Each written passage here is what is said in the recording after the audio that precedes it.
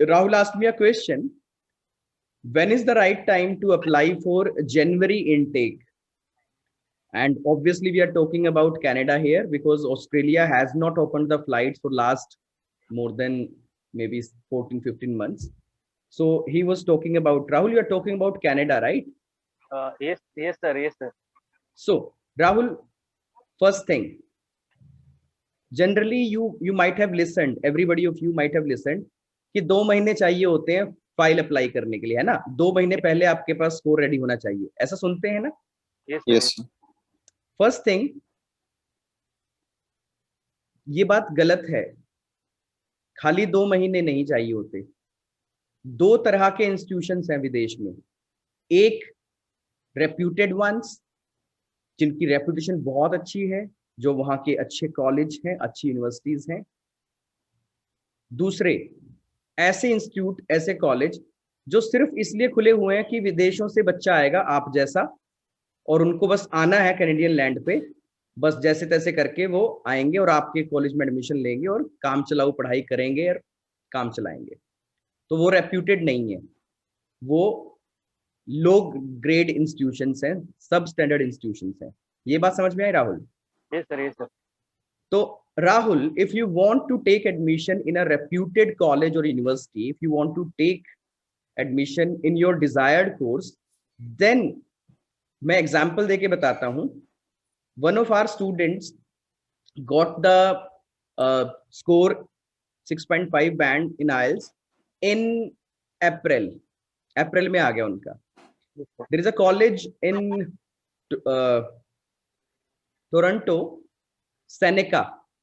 It's a big college. Seneca is a big college, reputed college, public funded college, right? So उसका मैं apply करने लगा सितंबर intake के लिए। Yes, sir. मुझे वो मिला नहीं, सितंबर इनटेक खत्म हो चुका था, फिल हो चुका था। सो मैं बात कर रहा हूं, we are applying in the month of May and we are not getting September intake. Then I applied January intake. January intake के लिए हमने ऑफर लेटर अप्लाई किया उसका।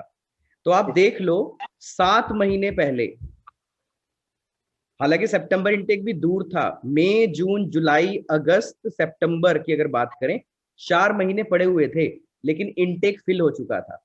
ये बात समझ में आई आप लोगों को? यस। अब जो बात करते हैं ना 2 महीने पहले, वो ऐसे एजेंट होते हैं, वो ऐसे कॉलेज होते हैं जिसमें बच्चा ये कहता है बस मुझे कनाडा पहुंचाओ या ऑस्ट्रेलिया पहुंचाओ, आप डिसाइड करो कौन सा कॉलेज, कौन सा कोर्स, कौन सी चीज।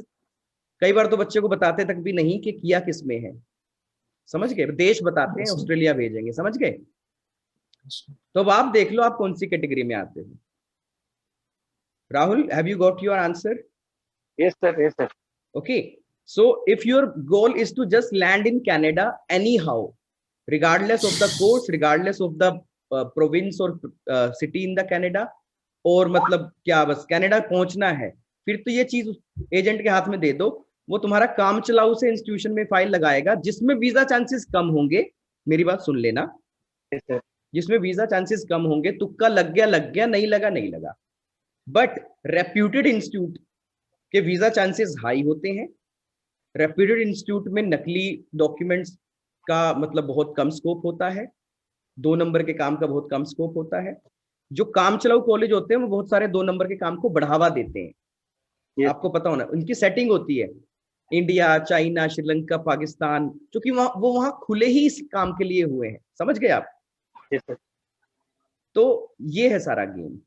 इसलिए सेफ साइड 6 महीने एडवांस।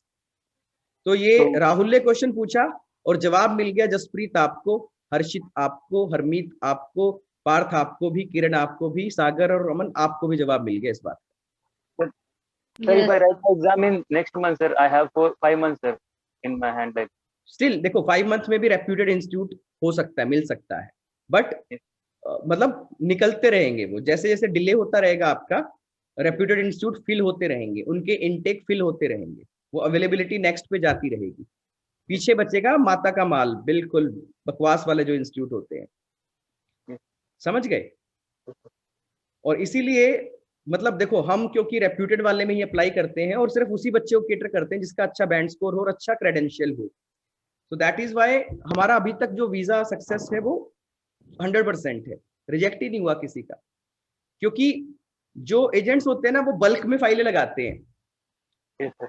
उनको फर्क नहीं पड़ता। वो बल्क में 50 फाइलें लगाएंगे, उसमें से 40 रिजेक्ट होंगी, 10 के वीजा आ गए, उन 10 से उन्होंने मोटा पैसा ले लिया, उनमें कमा गए वो पैसा। बाकी 40 के सपने टूट गए, उनका रिजेक्शन आ गया, उनको फर्क नहीं पड़ता उस चीज से। Yes. तो ये होती है गेम।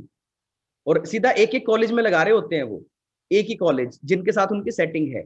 आपने सुना होगा एजेंट्स ऐसे दावे करते हैं कि हम 24 घंटे में ऑफर लेटर मंगा देंगे, है ना? सुना होगा। कैसे मंगा देंगे भाई? सेटिंग है वैसे ही तो मंगा देंगे ना। Yes, sir. लेकिन जो रेप्यूटेड इंस्टीट्यूशन है, मान लो, उनके साथ क्या ऐसी सेटिंग हो सकती है?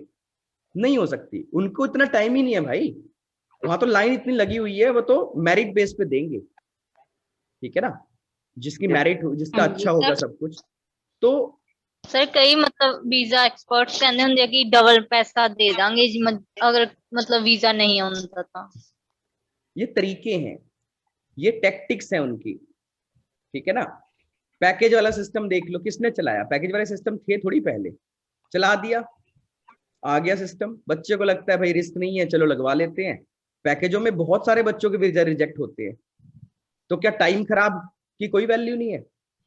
मतलब तो सीधी सी बात है, अपना बैकग्राउंड का जो एजुकेशन है वो बढ़िया होनी चाहिए, आपका गैप वगैरह अननेसेसरीली ज्यादा नहीं होना चाहिए, जस्टिफाई करो अगर है तो।